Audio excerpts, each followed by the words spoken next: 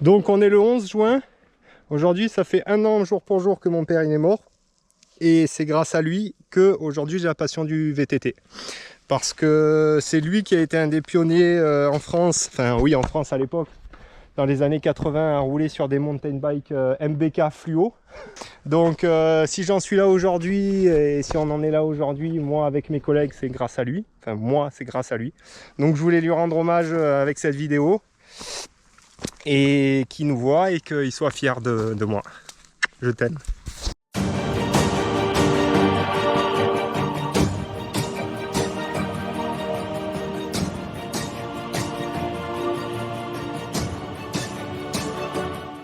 Bon alors, petit tuto.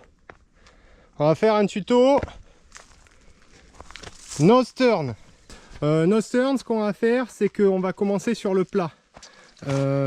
Pourquoi? Parce que ce sera beaucoup plus simple. Donc on va s'habituer à faire d'un côté et de l'autre, surtout pour pas avoir de côté privilégié.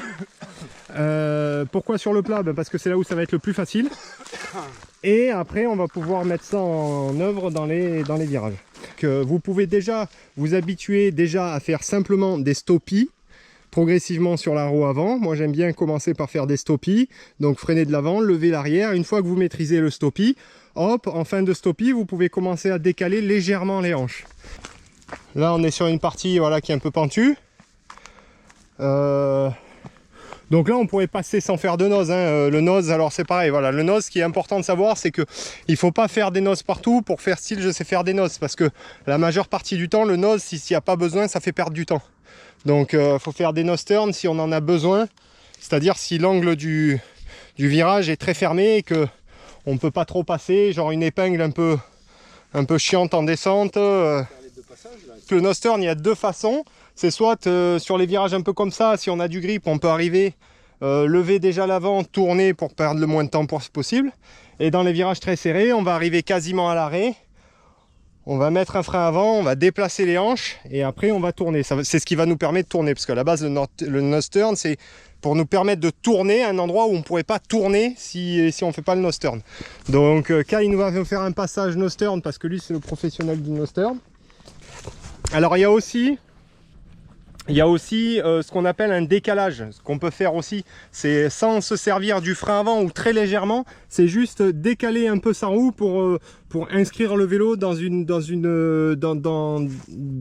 direction, dans une trajectoire particulière. Donc là on arrive, on regarde loin, voilà. Oh là, ça c'était un nose turn très appuyé, mais c'est pas grave. En fait,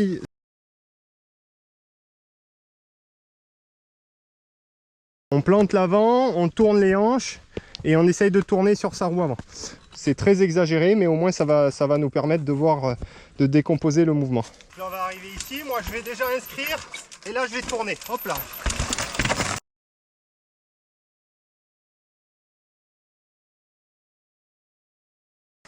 Là le regard, là je suis bloqué, hop, et voilà.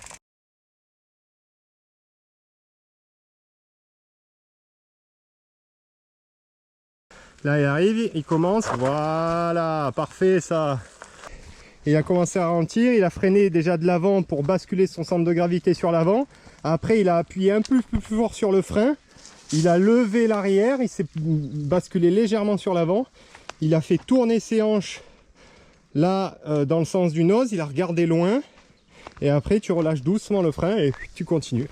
Tu risques de faire basculer. Voilà, ça c'est vrai, point important. Le lever de roue, donc au moins vous montez effectivement, au plus vous gagnez de temps et au moins vous prenez de risques. Donc après monter haut c'est très beau, il faut gérer l'assiette du vélo, mais dans un virage où par exemple vous allez arriver où vous avez 180 et qu'il y a en plus de la pente en pourcentage, il va pas falloir monter trop haut, donc il va falloir juste soulager la roue arrière, hop là, tourner avec le vélo, hop là, hop là. Donc voilà, ça il faut pas oublier que le nose c'est beau, mais à la base le nose turn c'est pas fait pour être joli, c'est fait pour être efficace. Donc pas partout, pas n'importe comment. Alors là on va faire comme je vous disais tout à l'heure, le décalage. Donc sur un virage comme ça peut être valable si par exemple vous vous faites enfermer ici et que vous voulez tourner. On va juste faire un petit décalage pour aller inscrire sa roue arrière là où il faudrait qu'elle soit en fait. On sait jamais là s'il y a une pierre ou on sait jamais. Donc là on est enfermé ici, on peut rien faire, juste on décale un petit peu et on prend son virage. Et si vous avez des questions, vous les mettez en commentaire.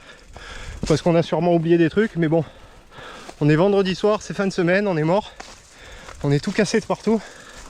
Donc ce sera en commentaire. Allez, ciao!